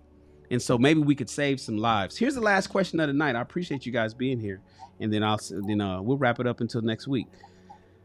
I gotta get used to the screen over here. And then it is right. Oh, I gotta go grab it from the other screen. Hold on, you guys. I gotta go here. Grab it here. Drop it there. Go back. And question, ladies. You've done it all by yourself this far. All of you you've made it this far all by yourself. Do you really need, not want, do you feel that you need a man? This is one of the most pressing questions of the year. This is a question that a lot of millennials, Gen Zs, and the late millennials are asking. Do the women particularly, do I need a man today? You've made it this far, ladies. Do you think that you need a man? Cheryl, do you need your husband? Ladies that were Yeah. previously married, did you need your man? Danielle, do you feel that you will need a man in the future? I want to hear your thoughts. Let the young ladies know, ladies. I'm all ears. Don't I nobody, don't you, need don't a man. Yes. I need. Yes. I Yes. need. The answer is yes. I I don't know need. what you want us to say, but yes is the I answer. needed men to Yes, be ladies, five feet you five to need me a in New man. York. I didn't Okay, need no it man. ain't about Okay. well, you don't need nothing. You need a man. So yes, in a nutshell, yes. I can't speak for everybody else. I need a man. While I have been able to do, just because I'm capable of doing something doesn't mean that I want to do it. Okay, let's be clear. Look at Not Happy's only face. that, what'd you say? I was just looking at Happy's face, facial expressions. Listen, and so I think that we've gotten into this kind of individualistic society, not understanding that the world is built on relationships, right? Even in caveman times, at the end of the day, there was an absolute need. There was always a need for a man and a woman. There is a balance to the environment and to any atmosphere when you have masculine and feminine energy together. Too much of one, right, knocks things out of balance. Not only that, I firmly believe that there are certain aspects of my calling and my purpose that cannot be activated without the presence of my husband. And so, whereas I have great impact now, you put my calling as the helpmeet to his calling, baby, we are changing the world. And so while there is a certain level of things that I can do alone as a single woman, I have no desire to be single. I need my man, and I look forward to the day that we can come together and really make a major impact on the world. I want to be the power couple, and the power couple is not the traditional sense of, the Jay-Z and the Beyonce, but I'm talking about the fact of magnifying our level of influence and magnifying what we can do together. Me, myself, I can lift something, right? I can lift a book, but my husband and I together can lift a bookshelf, right? And so I want to have bookshelf impact, if you will, on the world. Do I need a man? 1000%. Boo, where you at, boo? Where you at, boo? Cheryl. Definitely. You know, I absolutely feel like, I can do, like, she was saying, I can do it on my own, but I want someone there. I want to have um I want to have someone there too. I can open my own car door, but I love to Right. have my So then husband what's the open my car necessity door. though? But You know, Cheryl, I if you can I open your yeah, own car door, Cheryl, and I know how amazing you are. I've watched you for the last 10 years. If you can open your own car door, if you can do it all, what's the necessity of him? Because the young ladies is listening. Why do you need him? I know you guys want him. Let's remove sex. Why do you need the guy today? I mean, just like Lady K said, having that bookshelf, impact. I can do it on my own, but when you couple that together with someone else, you're just able to produce so much more. I was watching a reel, and this pastor was talking about how a woman, a man gives a woman something and she multiplies it and gives it back to him. So a man will give a woman food and she will multiply that and create a meal. A man will give a woman a house and she will multiply that and give him a home. A man will give her a seed and she will multiply that and give him back a child. So those are the type of things that we can accomplish with a partner, or a husband or a wife. I just feel like we are more, we're able to accomplish so much more together than we can by ourselves. Not that we can't accomplish things, but that we build each other and just ultimately create more of an impact, more of a result together. That's my final Danielle, answer. you're the youngest on the panel. You're not married yet. You have a desire to be married, but do you think you need a man, Danielle? I Outside do. of I just don't the know if y'all wants, heard me earlier, but I needed 5 men to help me with my bags and just throughout New York. Okay, I need a man. Okay, and when you're to answer your question, what do you need a man for if you can do it on your own? It's just I feel like men are really they're stress relievers and problem solve. Like literally, I can solve a bunch of problems I have on my life on my own. But I don't want to. You know, I want a man to relieve that stress for me. I want him to be able to solve my problems. So, and I also agree with Cheryl said. You know, like it's just a helpmate. You know, like you just want that help. You don't want to, like I said, stress yourself out. You don't want to wear yourself out. You know, the young years are our best years, and you know we want to enjoy them. You know, without dealing with stuff we don't need to deal with that men love dealing with.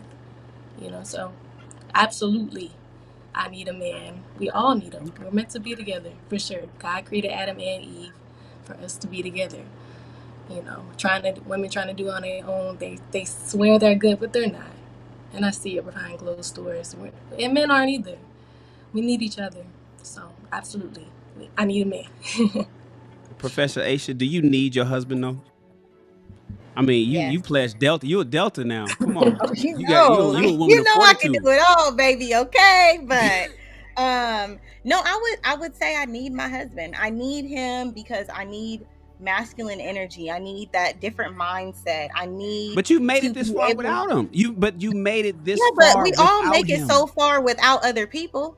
People make it so far without parents. That doesn't mean they didn't need their parents to grow up.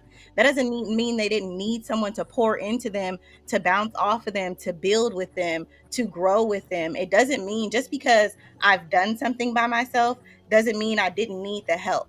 Just because I've paid all my bills on my own doesn't mean that it wouldn't be nice to have somebody take that burden and that stress off of me so I could focus on other things. You know, when I do become a mother, I need a man there. I need a man to be able to help me, to be able to build our children, to be able to pour into them as a father can. You know what I mean? I just think that there is something different that comes into your life when you have a man. There is something different that challenges you, that helps you grow, that helps you to see yourself and see life differently when you have a man. And so we can pretend all we want. You may be frustrated. You may not want this relationship, or oh, I'm so mad right now. You may feel those different feelings, but at the end of the day, you need that man to balance out everything that you're putting out into the environment and to grow with. You do. You know, we can look at it in a million different ways. We can challenge it in a million different ways, but you need it. I need it. So, I agree. I need my man. I need. Okay, let's be very Happy, clear. but happy. You got a Listen, 13. You got a. Your 13-year-old son. I've seen the videos. You got a productive son.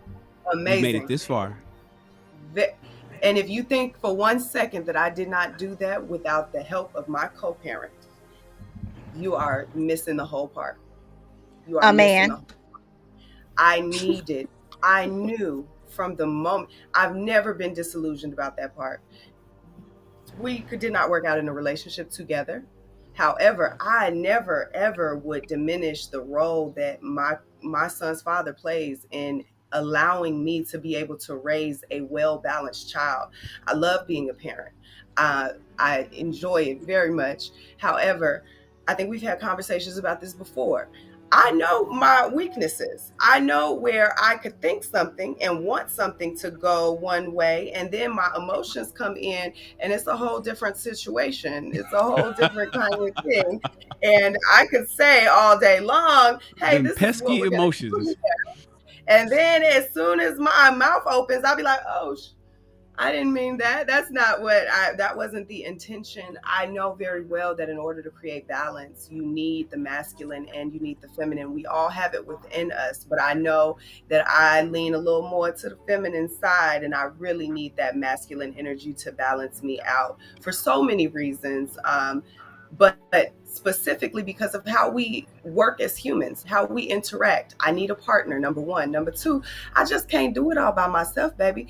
At the end of the night, at the end of the day, at the end of the whatever the session, I need something that I don't have to happen that I need you for. And so, but it's not just about sex, it's really more than that. Like I need, look, I really need the balance. And I think that that's what relationships create. But also like Kelly was saying, Professor Lady K, I need the balance because it's necessary in order to fulfill my purpose. I cannot just do it by myself. I really do need that counterpart. And I do believe that it is a man that has that essence or that energy and the provision, just like Professor Cheryl said as well. Men provide and women multiply. I'm gonna multiply the hell out of some shit. I know how. I've seen myself do it many, many times. I know what I'm doing. It's not that I cannot live by my, with the resources that I have that are available to me. However, in order to live purposefully, in order to accomplish what it is that I'm here to do, I need that man. I need the masculine energy, or however you want to call it. I need that. So, Professor Can I say Kosher, a healthy whole man though? Not just any man, y'all. We're not saying just go outside and get any old kind of man. Go get you a healthy, whole, masculine man who wants to be a man and the man of the household, okay? Don't go out and get everybody. Don't hear what we saying now. We talking about healthy, whole, good men, all right? I'm just saying. And get you a man that wants to be a husband. Hold on, fellas, get yourself a woman that wants to be that appears to be a lag. A wife. I don't know if it's a lag on my end or you guys' end, but there's a lag. No, it's not a lag. You're good on us. So, Professor Kosher, here's a question for you. Go ahead, brother. It looks like the ladies are all in unison. They all have this. They pretty much are in agreement with they need a man. Need, not want, but need. But here's the thing. Let's talk about feminism 3.0. It came around about 1990. The individualism one, the one that I don't need no man. The I don't need no man version. Right. That whole trope was sold on young women in our day, right? Yes, sir. Me and you the same age. So all of our women were told that they didn't need us. And they were sold that they didn't need us. And all the, from Little Kim to Foxy Brown to everybody, they rapped about it. They said, all the music told them that they didn't need us. They were, Independent Woman is Destiny's Child's #1 song of all music they've ever made. Why was that song? Why was that sold to them, and why was it adopted so well? And when did the shift happen? Where these ladies here is teaching the young ladies to not listen to that bullshit. So really quick before Professor Kosher jumps in, Shan, I love that you mentioned that, right? A lot of women in my generation were told, don't depend on a man, go get your education, go establish a career for yourself. What happens is we as a society, we operate in extremes first, and then we find a balance. So just 30 years ago, 40 years ago, women were not allowed to work. It was illegal for a woman to get a job 40, 50 years ago, right? And so she was 30 years ago. Yeah, so I'm sorry, I forgot we were in 2022. But some of you all in your lifetime, Shan, no shade, but your mom at one point was probably not allowed to work. It was illegal for her to get a job, right? So she was relegated to depending on a man, whether she wanted to or not, right? So then the extreme of that is based on her experience, right? And my grandmother's experience of not being able to work, and if he decided he wanted to go out and do what he wanted to do, lay and play, create a whole nother family, because she had no means, no way to take care of herself, she just had to put up with it. So the output of that, or the offspring of that, is don't depend on a man at all, right? I'm still going to teach you how to cook and clean and sew so you can take care of yourself. But you need to get your education and do what you got to do. Go get a job, get a career first. And then if after you've done all of that, then you get a man. That's literally what I was told by my mother, right? Because my mother was a career woman. So most women come into their teenage years and their adult years with that mentality, right? With that voice in the back of their head, because they saw the struggle of their parent who was dependent on a man who may or may not have been consistent, right? But then you couple that, because I'm a geriatric millennial. I literally was born in the first year of millennials, right? So I'm in between the old school typewriter hatchback TV generation versus the internet social media generation, right? So I heard it both ways. My grandmother was like, you need to find you a man. Let me teach you how to do all of these things to take care of him, cook, clean, sew, this, that, and the other. But my mama was like, you ain't dependent on no man, what have you. And so when I left the home, I got married at 28. But I still have my mama's mentality. I didn't employ my grandmother's mentality on how to take care of a man, which is one of the reasons why my marriage didn't last. And so, I think that we've just swung to the opposite end of the spectrum on the independent woman piece. And so now the onus is on us to bring us back into a balance, right? Where it is, yes, you need a man, but you don't lose your identity because you need a man. In fact, Kelly, did you can find your identity. Did I hear that correctly? Did you say the onus is on women? On us, yes. I like it. Can I? Yes. I'm going to keep you close. I'm going to have to keep you closer to me, Kelly. I'm going to have to keep you close. I get a lot of pushback on that because that's what I say. Well, so, but Coach, yeah, go ahead, man. Go ahead. Now she gave it to us from our generation and her perspective, from a woman's perspective. But Coach, what do you lay it down for the men? Give the men's perspective. Well, listen, a lot of women, Shannon, have been more or less saboteurs of their own ignorance. They drunk the proverbial Kool-Aid of liberal ideologies. And now they sing that song about Teddy Pendergrass, the whole world is laughing at me. We have fathers that taught our daughters wrong to some degree as well. But some of it, what you're saying, once again, is due vicarious trauma. Some of it is rebellion. Because sadly, it's called the human condition as it relates to sin. There's always a power differential in relationships. And, now these women are realizing that what Cosmopolitan told them, some of these other liberal ideologues, that what they told them actually was a fallacy. And that fallacy is more or less caused a condition that says now the chickens are coming home to roost. Now, men are asking the question because, once again, I was in the movie Frustrated 3 with Al Grease. There's a new movement called soft femininity. And a lot of guys are saying, is it genuine? Or is it more or less based on manipulation to get what the woman is trying to get? And so, men are very, especially the men that have something to offer and to give. They're weary. They're weary of this newfound revelation. But I do agree with Lady K. She seems like she's a very genuine woman. A lot of our women were compromised. They were lied to. And I think when men tried to give them the revelation, they didn't listen. Human beings were optimized when they're synchronized. I'm going to teach my daughters, actually my oldest daughter, she got mad at me. She ran off and got married. And she went to college. She got a degree. And yeah, they didn't tell me a damn thing, man. Ran off and got married to an older dude. She got her degree in occupational therapy. But the good thing about it, she capitalized on her sexual market value. But when you put your career before the importance of family, then you lose out on those critical years where your SMV is at its peak. But sadly, as women get older, it doesn't mean that a woman don't have some inherent value.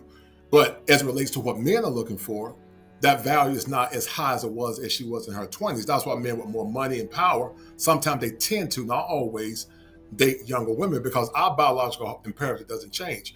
Men are wired for beauty, youthfulness, chasteness, and also a woman that can can give him offspring. It's just how we're wired. Just like women are wired for power, stability, provision, security, and protection. That's what they're wired for.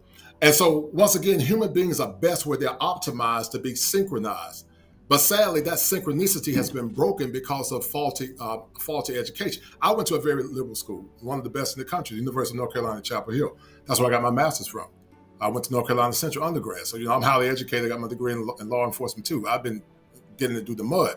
But however, the school didn't change my ideology. I'm very strong in what I believe in. Almost to the point I almost got in trouble, almost got kicked out of school because I'm a Leo. You know the thing about Leos. We're very strong-willed. And I'm an independent thinker. I don't let the masses dictate how I think. I think for myself, and I look at all parameters. But there is a version of movement where we do see women coming around. But the question is it genuine? Is it genuine, or is it a fabrication based on her biological hard drive, which is to survive? Because women by nature are very insular, and they have to feel like they can survive. So, is it genuine or is it fake? And I don't know. But yeah, I don't know. Can I say something real quick? Mhm. I had this thing where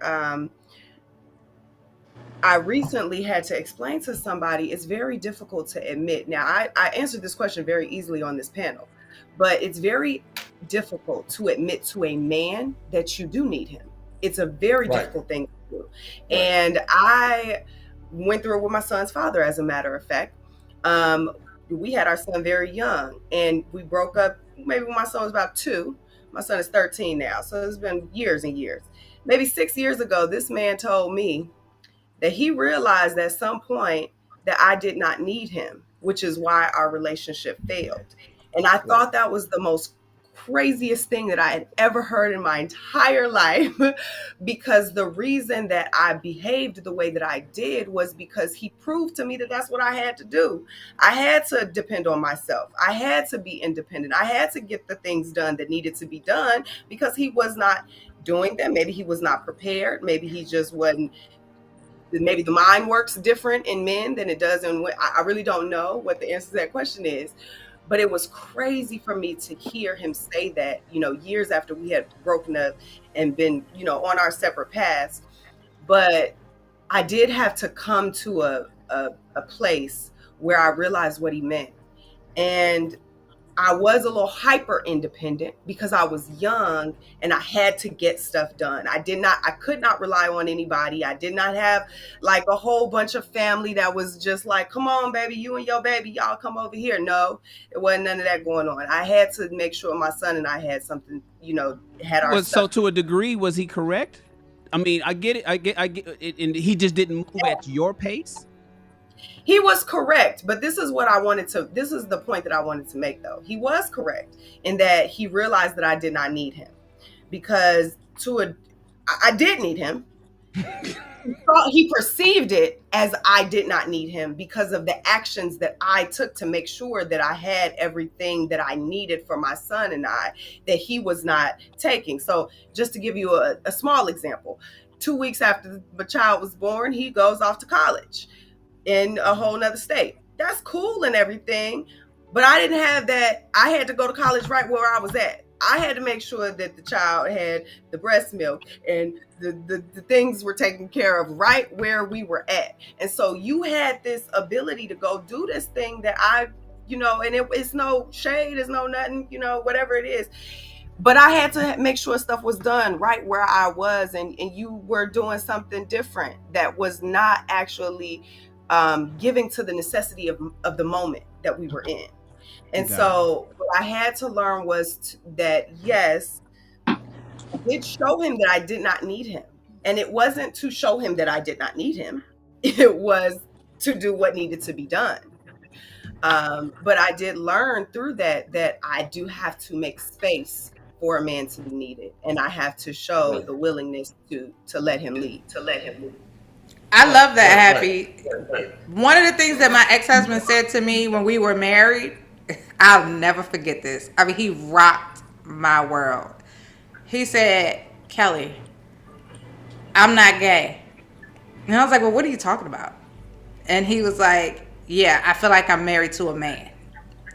Right. Because I was hyper independent within my marriage. I didn't need you to open my door. I don't need you to come down. Now, mind you, my son is like 3, so I got groceries up my arm, right? The grocery bags, and then I'm holding his hand because I'm only making one trip from the car, right?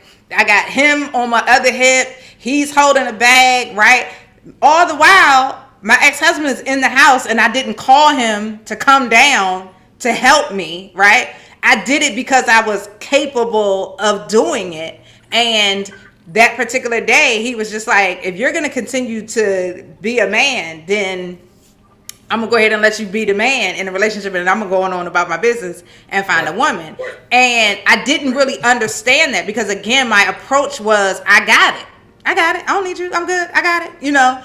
I needed him for other things in the bedroom, but that was, and that's what he said. He was like, I legit feel like a lot of men, that's how we feel, Kelly. And I hear it because I talk to men and they call me and they tell me I'm not a therapist or anything. I actually be You sitting got there an echo, coaching. Shan. Yeah, But a you lot of echoing. times, huh? It's an There you echo. go. I don't know who's. Oh, it's Kelly's mic. She got to just but a lot of guys feel that way. A lot of men feel like, well, goddamn, if you don't, am I just an ATM and a Penis. walking No, dildo? phallus. Right. Right. I'm just an ATM and a walking dildo. And Right, outside right, of that, right. what else do you need? And you don't. And men don't. Right. And men need the space to be able to provide something. And if you Right. out there doing it, and especially if we're not doing it the way you want it to be done, now we battling in the kitchen and we fighting over on putting the IKEA furniture together. It's all kind of shit. And it's like, goddamn, let me do what I need to do. Because I'm you gonna say didn't this, went to Shannon. YouTube and watched the video and Right. learned a better way Right. than I'm doing it. Now you mad at the way I'm doing it.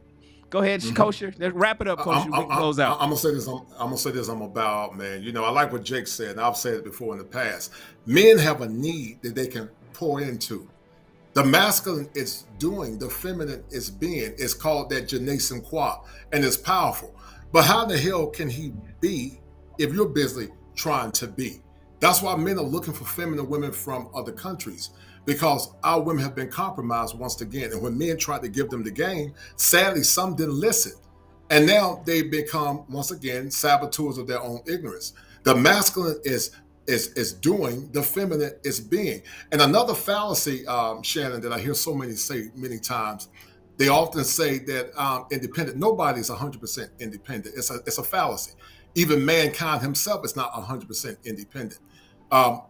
If you took every man off this planet and sent every boy and man back to planet man, then if you can't build the infrastructure that men have created, then you're not independent unless you can create something outside yourself. Right, you would die off unless you can create something outside of yourself. So that's the over magnifications of thinking, Errol, that I'm independent, and you're not. One thing I teach my daughters to say: strive to be soft and soft and self-sufficient until you can become interdependent. Independent and self-sufficient actually means the same thing, but independence carries a very rebellious connotation, even though self-sufficient and independent mean the same thing. But when you continue to more or less reverberate that sentiment, you're creating a reality that you're not going to like. If you know how to speak into the life of a man and be genuine and don't be fake, if you allow that man to pour into you, whether it be through sex, by his leadership or whatever, men will go even harder. We'll go even harder for you if it's genuine. A man will die for a woman if she's genuinely feminine, because the masculine is doing, the feminine is being.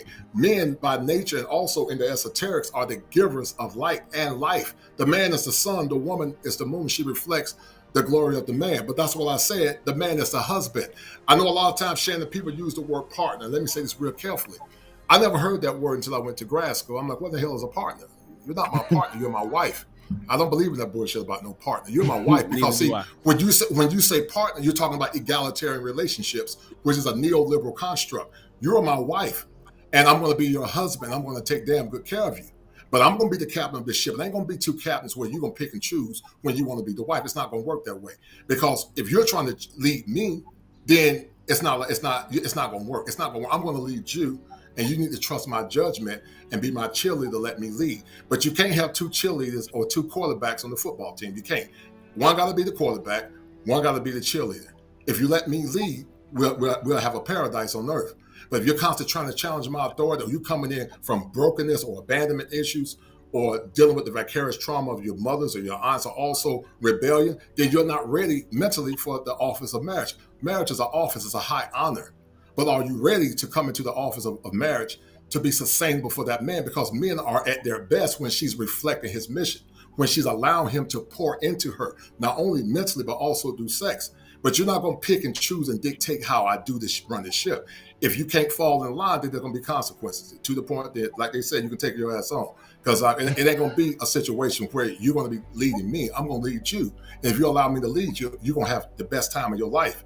I'm going to treat you like a queen. Everything you need and want is going to be given to you. I'll put the world before your feet, but you got to trust the process and let me do it. Just be my cheerleader, be genuine, be kind, be honest, be loving. Don't be fake. Don't need that fake femininity crap, but just be genuine and watch a man work magic. Because men will work magic when they're not stressed out. I told my man El Guapo, I was in New York, actually. I was in New York recently. I was in Harlem and Brooklyn, and he's about to have a boy. And so there's a psychosomatic response when men are in healthy relationships, meaning the energy, Shannon, would cause a synergy that's beyond parallel. And he's making a boy. When men are happy, the testosterone levels rise. Testosterone is the catalyst to make men feel masculine. The more masculine he is, the more productivity you'll get. But if you're combative, you're not listening, you're constantly challenging his authority, you're actually killing him. You're killing him slowly, because now you're challenging him. And it's hard enough being a black man in America. You know, me being 6'6", 6'5", and dark skinned with a deep voice, I catch hell all the time. But I've been able to weather the storm by being tenacious and by being hard. So let him be the man that he was made to be, and watch him work magic. And I'll leave it at that. And that is the show. I think that's a wonderful way to wrap up wife school. We also have husband school, but today is wife school. Thank you, ladies and gentlemen. I appreciate you guys being here. Remember, the serpent attacked relationships. Right. As his very first attack in Genesis. Wow. That's deep. He attacked relationships. He said he divided and conquered in the very first book of the Bible. Right. And that's what we got to get. We got to eradicate that division that we have between ourselves and fix it. Ladies and gentlemen, let me add this, Shan. Go ahead, Kelly. 2 seconds. Not only did he attack relationships, but who did he use to launch the attack? The woman. Mm-hmm. The serpent never had a conversation with Adam. Right. He went to the weaker vessel, the most vulnerable aspect of the relationship. And a lot of times, right? And what did she do? She sinned with her mouth. Because she ate of the tree of the knowledge of good and evil. And a lot of times we as women will ruin our relationships with our mouth. Watch your mouth, ladies. You ain't never lied, child. You ain't never lied. All right, guys, listen. Everybody, I appreciate you guys being here. Don't just plan your wedding. I got to remember. These things I got to memorize. This is only show number 3. Don't just plan your wedding. Plan your entire marriage. And being married isn't enough. You need to be a wife, ladies. And if that's what you desire, then please tune in next week to the next episode of Wife School. Yes. See y'all next week. This was great. Great one. Great chat. Great information. You don't know if my love is real. Baby, listen to me. Here's the deal. Oh, wait. Is Shannon and I'm needing a new chapter, babe. Been stuck here in a bed for days. I've been staring at the telephone, 'cause when you're gone, I miss your face. Late o'clock, body talk. There's no need to bring it up. Nothing you say makes it better.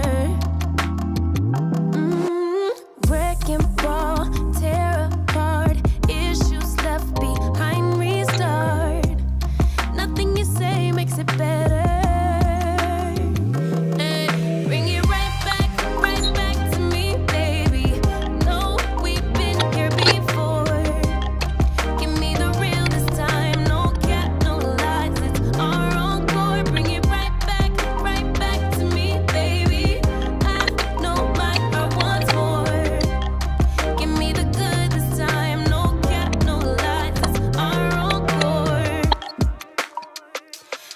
never wanna give you up. I know we've been through way too